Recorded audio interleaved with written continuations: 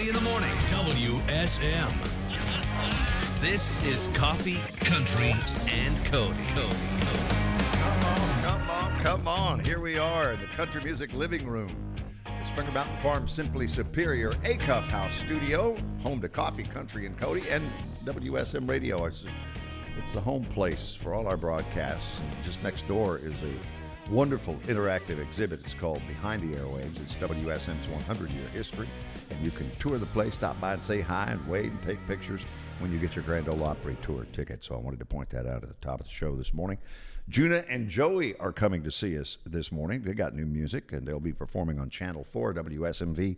That's happening Thursday morning, and they're stopping by to see us this morning. They've been out with Bailey Zimmerman and Morgan Wallen and Jason Aldean. Be interested in my first opportunity to meet with them. Have you met them before? I have not. Okay. But they're going to go hang out with my friend Carol. I used to be over at Channel 4 all the time. Yeah, well, that's right. We'll get them warmed up. When I was on with Carol promoting, I don't know what I was promoting. Maybe the 100th kickoff of the 100 or something.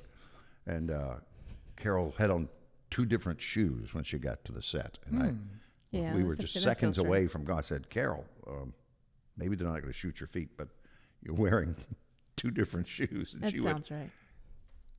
I am. And she jumped up and she ran to her dressing room. Yeah. And I'm literally, they're like 10, 9, and I'm just sitting there on the couch by myself. I used to slide into that couch when they would say 2. That's exactly what she did. Yep. I mean, Every time. she hit the upright position and was seated with on the money. They hated us. The floor director was like, get in here.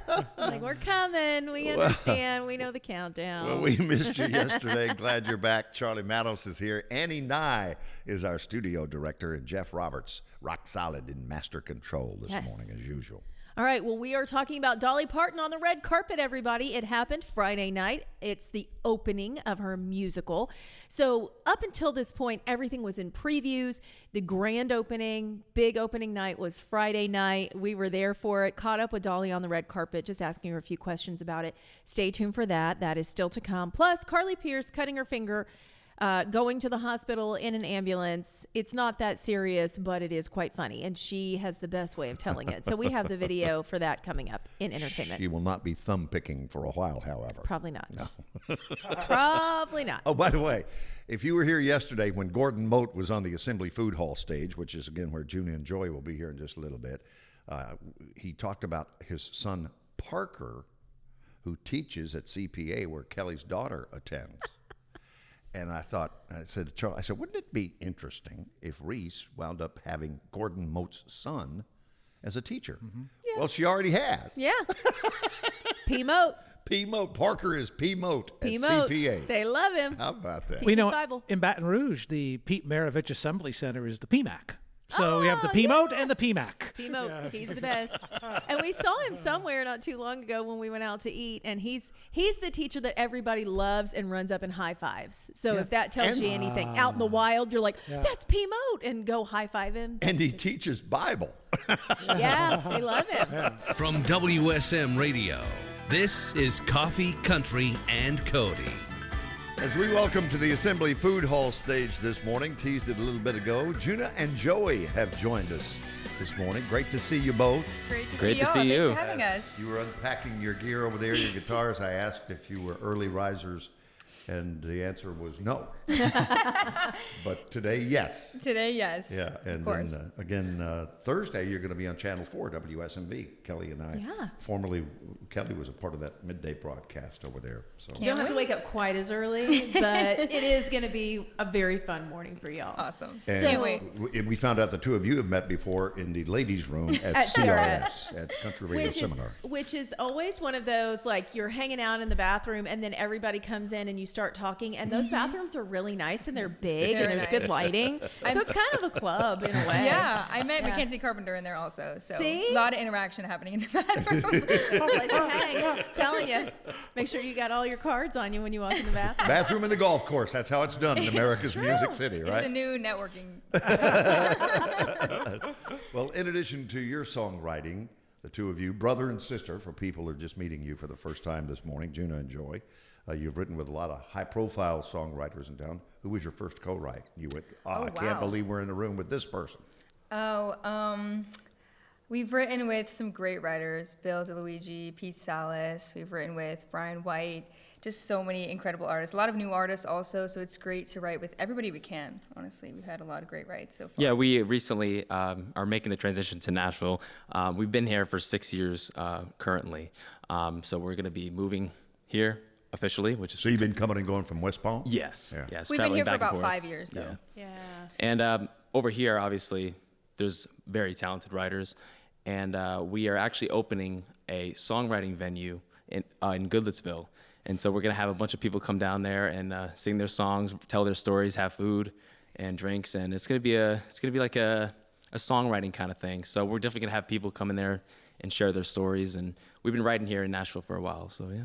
So where's it going to be in Goodlettsville?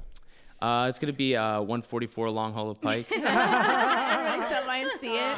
Is it So- going to be like summer camp for songwriters? It's kind of like a bar restaurant. We're going to have tapas and Got it. signature cocktails, Okay. and we kind of made it like this speakeasy type of vibe. It's like a dark blue and gold, so it's going to be really awesome. We're going to have writers' nights, some live bands, maybe some karaoke. Maybe some 60s, 70s, 80s nights. Yeah, we're just going to do some fun stuff with it. Fun. Oh, that's really fun. That's Dina Excited. Carter's hometown, Goodlettsville. Yeah, That's it's really so awesome. cool. I'm excited. When did you guys decide music was going to be the path?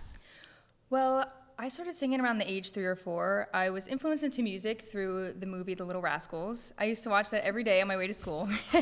I fell in love with the scene of Alfalfa and Darla doing the talent show, and they sang Love by Frank Sinatra. And I just had to learn it, and I performed it for our dad on our coffee table. And I was like 5 years old, and I had my little princess dress.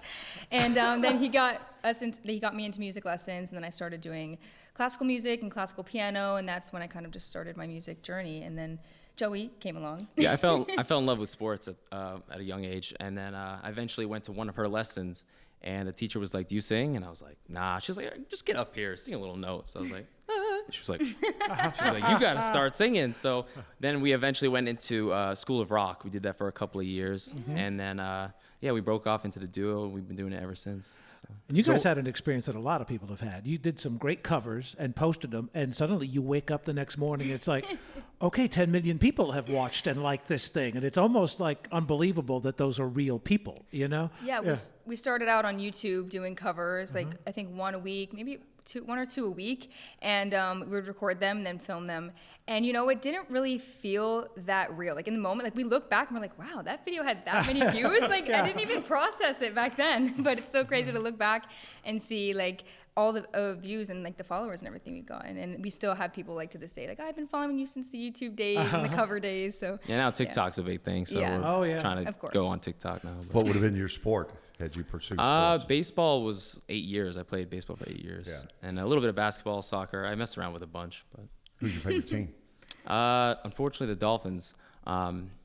But I root for them every year, and hopefully they win a Super Bowl when I'm alive. So. our dad has season tickets, so we will go to the games in Miami all the time, like if we're there in Florida, and they get rowdy. Yeah, they're- Even when they lose. I'm a Miami alum, Yeah, so I was I gonna know say. the area well. I can't tell you how many I don't even know if the building still exists. Does the West Palm Beach Auditorium still exist? It was a church the last time. Like a chrome dome from like the 1970s is what it was built. my Oh gosh, gosh, I saw Cyndi Lauper, Tom Petty and the Heartbreakers. Oh, wow. Yeah, a lot of great shows there through the years. I'm going to Google and see if that place still exists.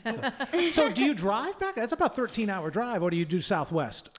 Because Southwest is like nonstop. That's the beauty, right? Yeah, it We just do depends. Spirit sometimes, Yeah. Southwest.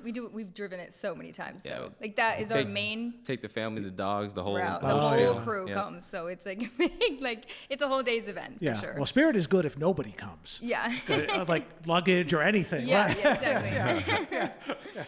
So I saw where you guys had opened for Morgan Wallen and Bailey Zimmerman, Jason Aldean. How did that come about? They have the amphitheater in West Palm, the I Think Amphitheater. We played the VIP tent at those events, and they were the headliners there. So we played like for the VIP, and we did a couple sets, and then in between we were running to go see them, and then running back to the Did you tent. get a chance to talk to them and get advice or anything? No, we didn't get a chance to talk to them. We met Bailey Zimmerman actually, but that was at another event. But Morgan Wallen, unfortunately, we didn't get to Yeah, me. he's pretty chill, Bailey. Bailey he's cool. he just He's a has good character. energy. Yes, Yeah. he's a ball of energy for sure. We yes. had a fellow artist in one morning and described him as a squirrel monkey. It's stuck, and Kelly and I can't get that visual out of our minds because could definitely see that's that. so him. It is Pretty him, much. yes. Golden Retriever energy, big time. I love it so much. Okay, And go ahead, Chuck. I've done my research, by Yes. the way. The former West Palm Beach Auditorium still stands, Oh, wait a minute. Okay, Let me guess. okay. Let holds me about guess. 6,000 people. High lie. No, I was right with the church. It is the Christian Convention Center of the Jehovah's Witnesses of West Palm Beach. Oh, So there you different go. clientele So- and different shows. Yeah, they're not doing Cindy Lauper there these days. I don't think that's what you're going to hear. So set up this single, "Sip It Slow," if you would, please. We'll go there first. So Sip It Slow. It's from the perspective of two coworkers. You know, they work in the office all day, they see each other, but it was never really anything more than that. They've always had this underlying connection, you could say, and they go out for drinks. They're like, oh, let's go out as friends. Let's go to the bar, happy hour, get some drinks. And, you know, like one drink becomes two, and then two becomes three, and then the feelings are out on the table. And it's kind of just... Take it easy, you know? Don't go so becomes fast. something that they never knew was there. I you know, love they had you. that chemistry, but Yes. it then turned into something real. And they want to take it slow. They want to sip it slow and see how the relationship goes, doing it the right way. I'm reminded of a story Billie Dean told about the Honey Queen breaking up with him and telling him she loved him, but she was not in love with him. Ouch. Well, and then he saw her at the front row of a show, right? That's right. Yeah, look, years later, there she is on the front row. But this has a happy ending. This is Sip It Slow. Our friends Juna and Joey are on Coffee Country and Cody in the Assembly Food Hall stage this morning. This is Coffee, Country, and Cody.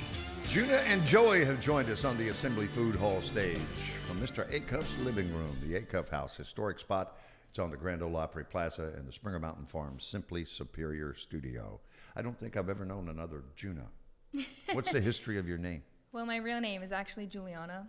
But when Joey was a baby, he couldn't came up with say it. the full name. So he used to just call me Juna. And it kind of stuck. My teachers called me that. I had a teacher one time. My mom walked into the classroom. She's like, I'm here for Juliana. And he's like, I don't think I have a Juliana. She's like, have a are you Juna. sure? And he's like, yeah, I have a Juna. And she's like, you're kidding. So was there ever another working name for the duo other than your first names?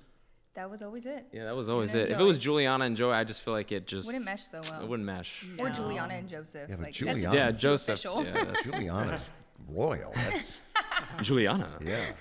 Play that card, girl. Was there the full name when you got in trouble? Because that was Yes. that's always a big thing in our house. sure. Like Say the I full got name. all the names. If all the names were mentioned, then it was like, ooh, I've done something wrong. So Well, it was Juliana. She had to kind of like get to Well, it, she but like it was there. she like messes up. She's like Joni and Yeah, Toonie and Tony, we get it all. Like, when do you she have messes any up. other siblings? No, just us. just us. Two. right. Well, yeah. Yep. And somebody described your sound. I read it's kind of what Dan and Shay meets Lady A. Yeah. Have you seen that? I have seen that. That's about right. We get it. That is about right. I like that. That's really good. Have you come to the Grand Ole Opry in your visits to Nashville from West Palm? Yes, we have been here once before to see one of our manager's friends perform, and we've been to the Ryman. We go to the CRS a lot, so we've been there also, and we just been trying to go around and visit all the places we can, do all the things we can. We travel a lot on tour, so we're not always in town, but we just love to make the most of whatever we're doing. So as siblings working together, just how sick of each other are you? Like So sick. 99% of the time, we're good. There's like that 1% where like we want to take each other's heads off. You know, but And I would like win, of course, but yeah. And tell me know how that goes. Something I read about your writing. You have a hook book. Yeah, so we have a hook book in our phones, and it's kind of just where we keep all of our titles, all of our thoughts. Explain to people what a hook is. So a hook is the best part of the song. It's what drives the song, and it's what makes the song what it is. It's that memorable sing-along part. Exactly. And so we'll have all of our ideas, whether it's like a title or a sentence or gibberish. Like I'll go back in there and I'm like, what was I even trying to say? Like, what kind of song is this? Like, because it's just random thoughts that I have. I'll just put in there just in case something sparks when we're in the right. Our parents and our managers, like they They say a spew out lot. some words, and we're like, oh, that's a good song title. So they're always there to help us out. You know? Whatever like word count is for a human, they say double in a day. So we have lots of things to base our songs off of. Do you get a writer's credit? No. Let's not get crazy I now. wouldn't Come say on. that. Mom, Dad, sorry about your luck. And your dad was in a band, I read, right? Our mom's dad, he was in a country band. All right, so your grandfather. Yes, our grandfather. He lived in Pennsylvania, and he pretty much played anything with strings. And he sang country music, and that's what he grew up on, and that's what my mom grew up on. Yeah, and our dad's dad was an opera singer. He used to sing on tables and just go, oh! I mean, he was like... Wherever. He did not care. He was in the middle of the restaurant. He would would stand on the break glass. table. They would sing in Italian. They didn't know what he was saying. But by the end of the performance, everybody was in tears, clapping and crying. Like, he just moved you with the power of his voice. It would be He like the didn't middle care. of dinner. Like, Yeah, in the middle. We were in Italy one time visiting when we were super young, and he just stood up on the table and started singing. And people were like waving their napkins and like we're like, hello? We're in the middle of a I restaurant. thought it was like a concert. No, he just did whatever he wanted. So have you worked that into your show? Has he what? Have you worked that into your show? Oh, not yet, but we've been thinking about it. Kind of out of the blue, going to some operatic Exactly. stuff. Yep. Love that. Well, you've got these beautiful Taylor guitars. Now, do you both play Taylor because you have a deal with Taylor, or is it just that's your preference? Well, I have a Breedlove also, and Okay. we're sponsored by Breedlove. It's just a bigger guitar. Yeah. So, and it doesn't travel as well. So I bring this whenever I'm like, we have a lot of things going on because it's my little mini baby. Baby Taylor. Yep. Love it. Yeah, it's a little bigger than a parlor guitar, but not a lot. Yeah. We have a sponsorship also with Taylor because that's Joey's go-to. This has been his guitar forever. Yeah, this is my baby. Yeah, except for the last guitar that got run over. We got this nice. We actually have a video on our TikTok of our dad coming up the driveway, and he was on the phone, and he didn't realize we were packing the car, so we had our guitars He's out like, by let's the car. go. Come on, And Joey, he's, let's go. You know, New York City driver. He's just making whatever he feels a road, and so he's coming up the driveway, and he hears this crunch on the no. phone. Yeah, I'm like, and he comes I'm like, running Dad. outside. I'm like, he's driving up the driveway, and I hear like, I'm like, Dad. And we both knew. We just looked at each other, and our hearts sank. We were like, that did not just happen. Because we were going to a show, and we had our guitars like Yep. in the driveway, like and it behind was the car. like completely smushed. Oh Yeah. no. So that was a Dad. heartbreaking He day. felt so bad, so he got me this one. The Day We Fired Dad. Yeah. It's a cut on the The day he upcoming stopped being a the radio. upcoming album. We treated you better than the airlines would have. So you got good guitars out of that deal. You know how at that least, goes. right? Like, when they go underneath, you Yeah, gotta I put them know. on top. Oh, We yeah. like pray every time we get to the thing. We're like, please put them Like, on top. to go on top. Right. Well, what are you going to play and sing this morning? The live performance part of our interview with Juna and Joey. We are going to play you our song. It's called Keep My Tab Open, and this one is out right now, available for streaming everywhere you listen to music, Spotify, Apple Music, all of that. And can't wait to do the music video for it. It's gonna be good. And does it drop on Friday? Or No, is this it- one is No, already Sip out. It Slow drops on Friday. yeah, we thank did you. we did the debut of it. Yes, thank Yeah, you. that's Thank you. awesome. This one is already out currently. All right. So here we go. Thank you for coming to see us and sharing your talent all over the world this morning. Thank you so course. much Thank for you having guys so us. much. So Yeah. honored. Thank Good you. to see you guys. And Sip It Slow comes out on Friday everywhere, wherever you get your music. It'll be there. You get to see and hear that here on WSM Radio. And then off to WSMV Channel 4 on Thursday morning. You can see them there. Juna and Joey, our pleasure.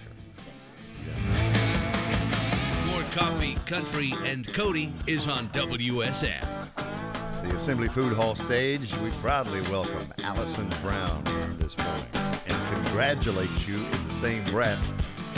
That Louis Scruggs Award is a mighty heady thing for any person. But It is indeed. I'm quite chuffed. You know, I've been called Girl Scruggs since I was a little kid. So to have an affiliation with both sides. How did I miss on that one? Girl Scruggs. Girl Scruggs. So to have an affiliation with Earl and Louise now, it's just both sides of the power couple. It's pretty amazing. Laughingly telling Charlie yesterday, if you knew Louise at all, you know that she had that purse in the crook of her arm at all times and kind of had it clutched against her body, right? Because she was in charge. She was the businesswoman, right? So I wondered if do you get an award, and if so, is it a purse that you clutch? That would be so representative of her. That would be very cool. I don't know. We'll find out on Wednesday. Gosh, tomorrow. We'll find out tomorrow. May I go back and ask what the adjective you used to be excited about? Was it chuffed? Chuffed, yeah. Chuffed did not make its way to Rhode Island. Chuffed is a good thing. Chuffed is excited. Oh, or, I'm not even sure that thrilled? can be. Yes, quite, one might say British. quite pleased. Yeah, It's British. It's Yeah. British. Ah, okay. Well, you would have thought it would have made its way to New England since we were You their would first think. stop, right? Yeah. And much like our country music friends and Grand Ole Opry stars, I mean, you hear this all the time. You know, when I left Harvard, I went to UCLA. There you go. Yeah, so, yeah. Part of Allison's background. Yeah. Maybe Mary Chapin Carpenter is the only one who could rival that. I went to Brown, right? Brown, Yeah. and then, so, yeah. So where does this girl, was Hartford home? Hartford? Yeah. Yes. I was born in Hartford, Connecticut. My family moved to Southern California when I was just starting middle school. So I really think of myself as being from La Jolla, California, which is just a little north of San Diego. Beautiful place. It's You good banjo picking country. And people probably would not think that, right? Well, I don't know what people would think now because I'm being told by my California friends that I have a Southern accent. So I think I'm, I think I'm a veritable Tennessean these days. That has to be funny too, like from Connecticut to California, and then they think you sound Southern there, and then when you're here, we hear nothing. I know, it's very crazy, neutral. right? Well, when we moved to California in the 70s, people thought I was from England because of my accent from Connecticut. Oh, that's so great. So isn't it crazy? That's amazing. So when did you first pick up the banjo? How Yeah. old were you? I started playing when I was about 10, Okay. when we were living back east, and then we moved to California, and I thought, I'll never find anybody who plays banjo in California, and I couldn't have been more wrong. And we right away hooked up with the San Diego Bluegrass Club, and that's where I met Stuart Duncan. I met him when he was 10 years old, playing at the Shakey's Pizza Palace. And in California, bluegrass music and pizza go together. I think it's the founder of the Shakey's Pizza Palace chain has a banjo on his logo, and there were always banjo players, even though there were tenor banjo players in the pizza palaces. So anyone who grows up playing banjo and bluegrass music in California has the pizza connection. Oh, that's so So great. you said tenor banjo. How many different types of banjos are there? There are lots of different styles, but two basic different types of banjos. So the tenor banjo has 4 strings, and that's the kind that you would hear Eddie Peabody play, the strummy stuff in jazz, with a plectrum. And then, of course, Earl Scruggs played the 5-string banjo, and his very inventive style where you're playing with metal picks on your fingers and playing kind of an arpeggiated roll. So a very different approach. So 4 strings and 5 strings. What was so significant about the 3-finger roll discovery that Earl came up with? Oh my gosh, to me, he turned the banjo into a rocket ship. Like the sound of that music was just so electric, in quotes, obviously acoustic music, but just so dynamic and so appealing to people. And when he joined up with Lester Flatt and Bill Monroe on the Grand Ole Opry in that December of 1945, and they played bluegrass that way, like it blew the roof off and just changed the course of American music and certainly my life too. I remember him telling me, he said when he discovered the 3-finger roll, and I don't know if it was accidental or if he'd been trying, going, wait a minute, there's something here that's missing, that could be.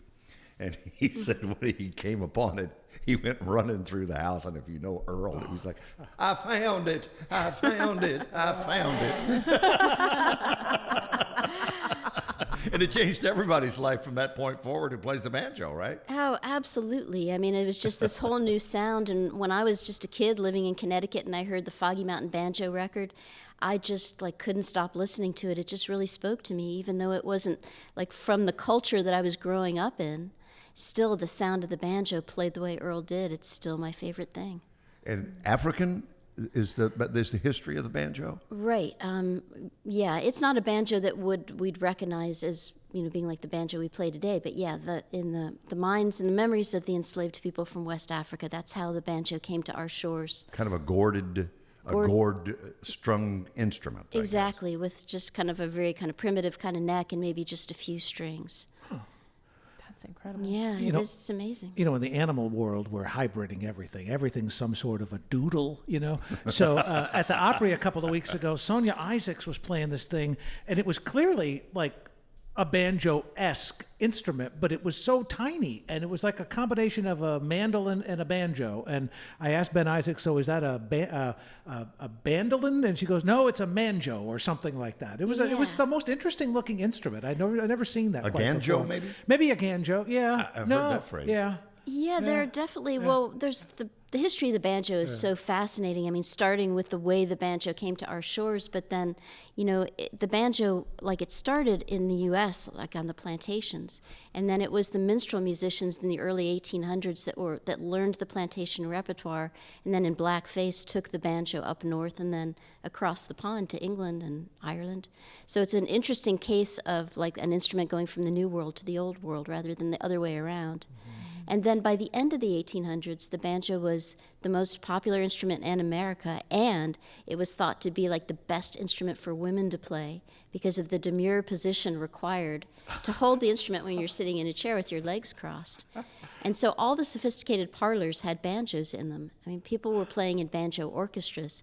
And so there were all kinds of banjos being made, like you're describing. Yeah. Little banjos, like piccolo banjos, cello banjos, banjarines that were like women-sized. And so it's fascinating what you can find, kind of as relics of those days. So I love the fact that this year, 3 of the 5 IBMA nominees for Banjo Player of the Year are women. And it's great to see women kind of reclaiming the legacy of the instrument, I think. Who was the first famous woman that would play the banjo, got recognized?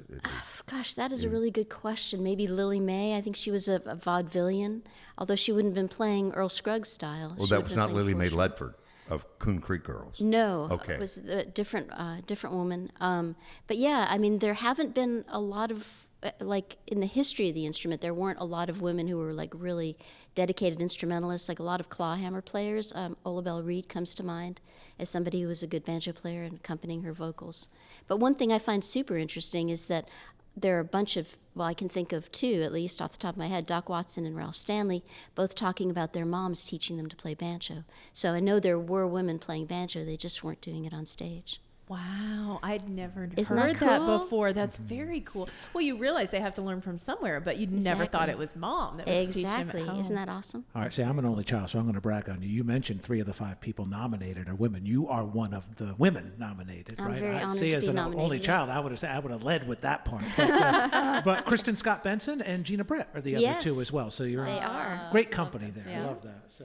17th Annual Louise Scruggs Memorial Forum honors Alison Brown, our special guest. That happens tomorrow night, 6:30, Ford Theater at the Country Music Hall of Fame and Museum.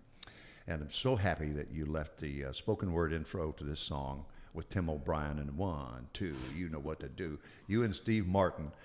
Did you guys write this song? Yeah, we it's did. It's about life on the road. Yes, about life on the road. I wrote the music, Steve wrote the words, and we knew that Tim O'Brien would be the perfect person to sing it. What a trio. 5 days out and 2 days back. All over the world. WSM Radio. From WSM Radio, this is Coffee, Country, and Cody. As I sit here and look at Alison Brown, our special guest on the Assembly Food Hall stage, it's like a picture in a picture. There you are, and then there you are up on the big screen. And the 17th edition of the Louise Scruggs Memorial Forum honors Alison tomorrow night in a big ceremony, 6:30 in the Ford Theater at the Country Music Hall of Fame and Museum. And what fun watching the video. That's the first time I'd seen the video. I've heard that song over and over and over and over since it came out with you, Steve Martin, and Tim O'Brien. Where did your friendship with Steve Martin start? Well, that's a good question. We met in the Caribbean. We happened to be down on this island at the same time over the holidays, and we got together and played a little bit of banjo. And then when he launched his Steve Martin Banjo Prize, he asked me to be on the board. And then, so we kind of kept in touch over the years, and then we started to have the opportunity to play on the Steve Martin Short Show when the Steep Canyon Rangers couldn't make the gig. And, we'd sit around and play 3-finger banjo and clawhammer banjo, and to me there's nothing better than the sound of those 2 banjos together. So then when I was working on my record on banjo, I asked Steve if he wanted to collaborate on a tune.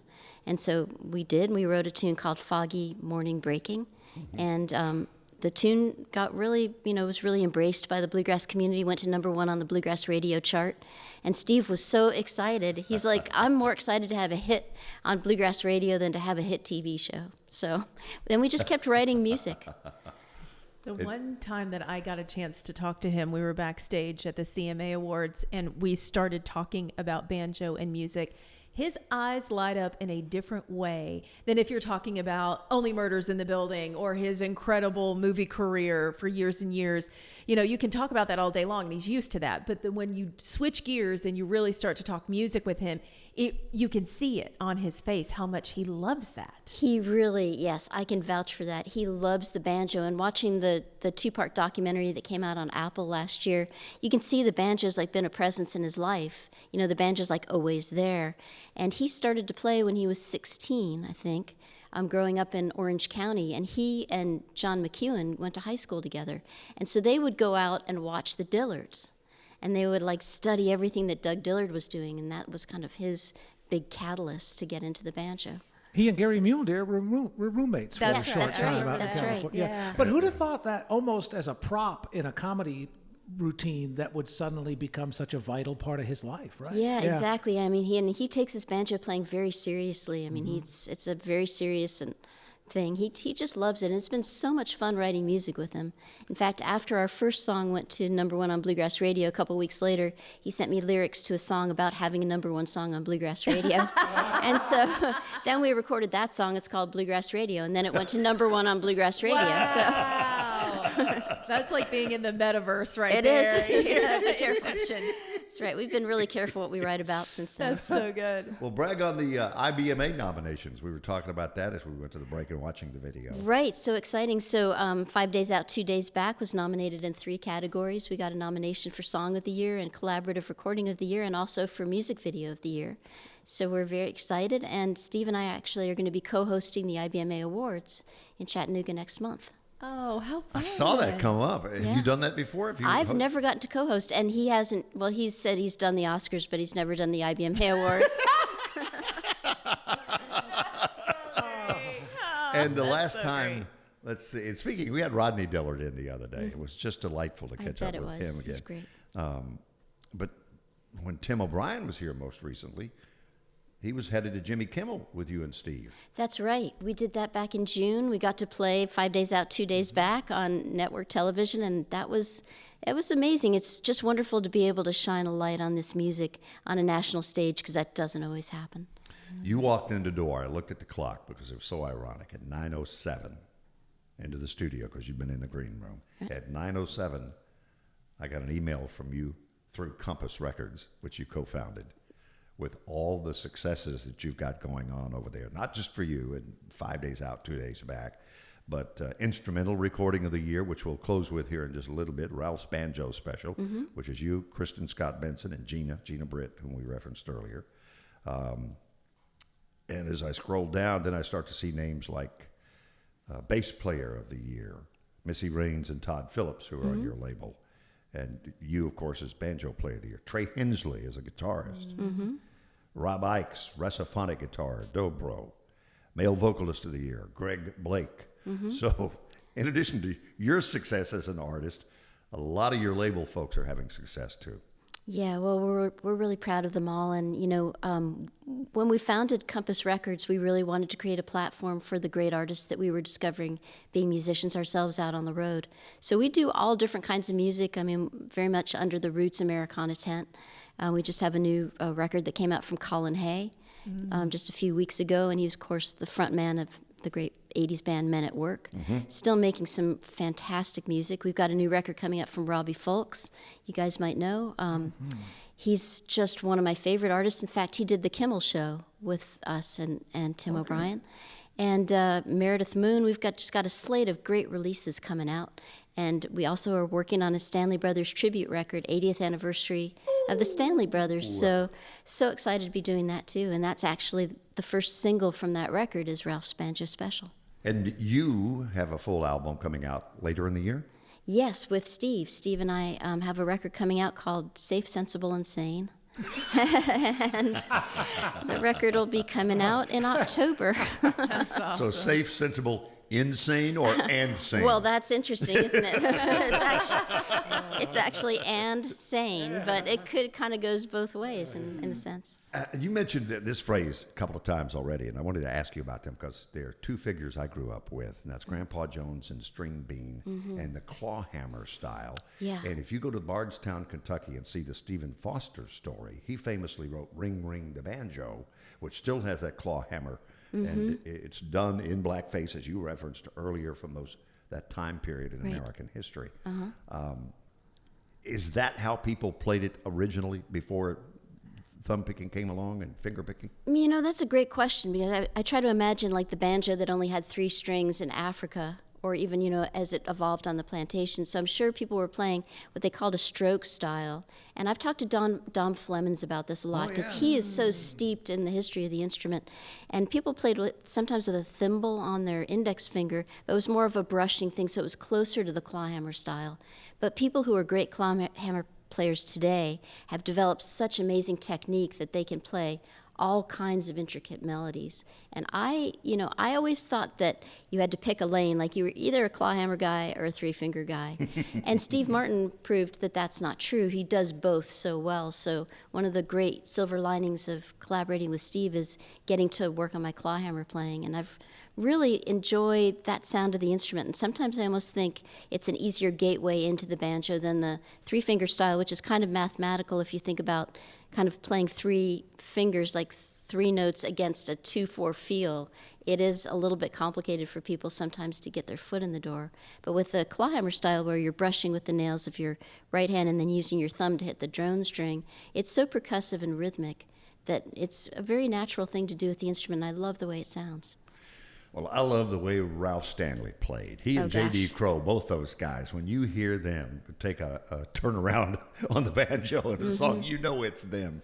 Trademark stuff. And that's where we'll close. Alison, congratulations on your recognition. Thank you. Again, the 17th edition of the Louise Scruggs Memorial Forum, honoring Alison tomorrow night at the Country Music Hall of Fame and Museum's Ford Theater. And that's free and open to the public. If you're a museum member, you can reserve your tickets at the website. Free? Kyle Young know this? Yeah, well, they'll charge for those. Ralph's Banjo Special is where we close. This is Coffee, Country, and Cody.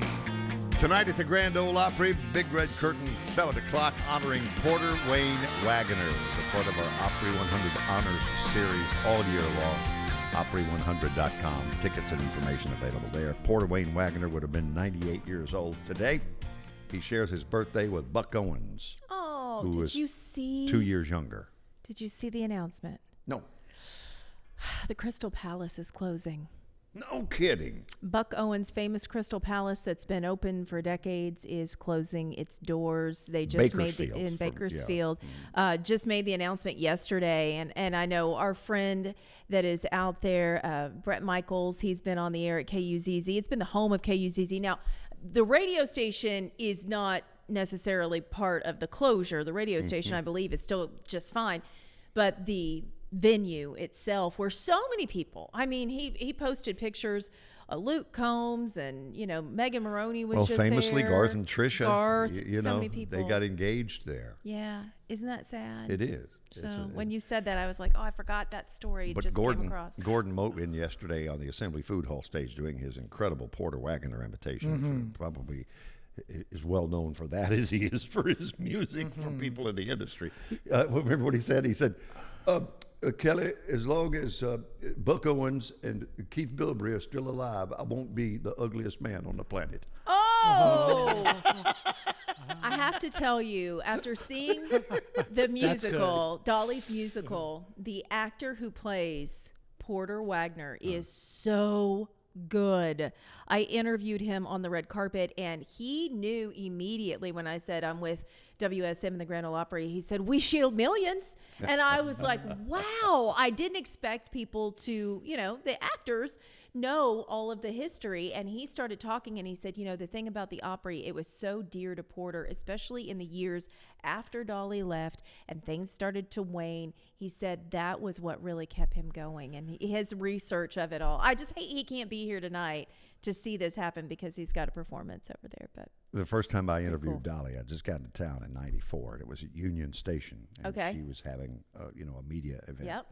And so I got my time with her one-on-one. And when I introduced myself and mentioned WSM, she says, "I know you, and I've been on WSM a whole lot more than you have." Oh! Well, somebody else who's been on WSM for very many years, Whispering Bill Anderson. He was there walking the red carpet right before the premiere of Dolly's new musical. I caught up with him. Take a listen. I bet she's a singer or something. I don't know. Well, being here tonight to watch this happen, you've known Dolly for so long. When did she start singing demos for you? Was it the 60s or? I met her in 1964. She hadn't been in town very long. She had a little short blonde hair. I met her. I never will forget the picture. We were in a little alleyway behind the old WSM Radio studios downtown, the old National Life building. And she was on a date. I don't know if it was Carl or somebody else, but we all used to park in that parking lot whenever we'd come downtown. So I was going back to get in my car, and I saw this lady coming. I said, I bet she's a singer or something. I don't know. We got to talking. I mean, I've known her that long, and it's been a wonderful friendship and relationship. And, hey, we got a Grammy. And they got a Grammy nomination together last year that he was talking about. But I bet she's a singer. I bet she's a singer. Should probably get my picture taken with her just in case. I love that line. And I mean, it really is beautiful to watch that story come to life. If you want to go see it again, it's Dolly, a true original musical, and it is now being held at Belmont. It's at the Fisher Center at Belmont. Absolutely gorgeous. Extended through the end of August, so you can get your tickets. Take your family. You will enjoy every minute of it. All of the actresses, there are 3 Dollys. There's little Dolly, middle Dolly, and then older Dolly. Mm-hmm. And all 3 of them are just incredible. They did a great job with this. And when does it go to Broadway? It's going to Broadway next year, 2026. Okay. And then, Lord, yes, it's going over to the UK, because I thought, I have a lot of friends that are in the UK with our show over there. I said, I need to know, is it going to West End? And they said yes. Okay, one more story I didn't get a chance to tell you about earlier. Ella Langley, we're wishing her all the best. She is coming off the road for the entire month of August just due to some health issues. She said the past several weeks have been really tough. I've been fighting sickness, getting more run down than ever. A lot of thought has gone into it. I've made the hard decision to take a couple weeks to rest and focus on my health, mind, body, and heart. I want to be truly present for the moments ahead. I know I can't do that without first taking care of myself. Mm-hmm. And that's really, that's a hard decision to make, but a very mature decision to make. Mm-hmm. So we are wishing her the best. If you had tickets to see her in August, you can get a refund. So there you go. Grand Ole Opry tonight, celebrating Porter Wagoner, as I mentioned, with Marty Stewart, Connie Smith, Catch Secor of Old Crow Medicine Show, the Isaacs, Mandy Barnett, special guest Chuck Mead, Red Akins, and the Opry debut of our friend and guest yesterday on the Assembly Food Hall stage, Gordon Moe. Charlie Matos, Kelly Sutton, Annie Nye, studio director, Jeff Roberts, master control. I'm Bill Cody. Let's do this again tomorrow, we say.